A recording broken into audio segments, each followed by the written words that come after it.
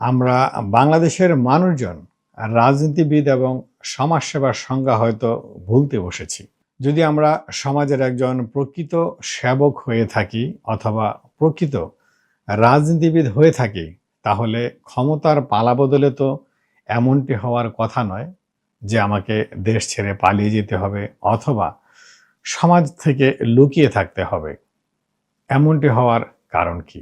আমরা ধরে নিতে পারি আওয়ামী লীগের শাসনামলের গত ১৫ বছরে প্রথম ২০০৯ সালে নির্বাচনে আওয়ামী লীগ বিপুল ভোটে জনগণের রায় নিয়ে সরকার গঠন করে।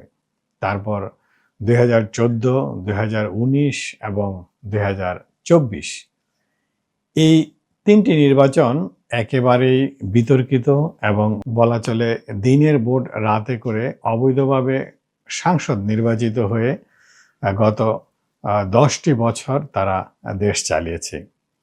সেই দেশ পরিচালনা করতে না ছিল জনগণের ম্যান্ডেট, না ছিল বিরোধী দলের পার্টিসিপেট, না ছিল আন্তর্জাতিকভাবেও কোনো সাপোর্ট। তবে একেবারেই ছিল না তা নয়, একটি দেশের অভ্যন্তরীণ ব্যাপার নিয়ে হয়তো আন্তর্জাতিক মহল ওইভাবে হস্তক্ষেপ করতে পারে না বলেই কারো কারো কূটনৈতিক সম্পর্ক বজায় রাখার জন্য হলেও সম্পর্ক রাখতে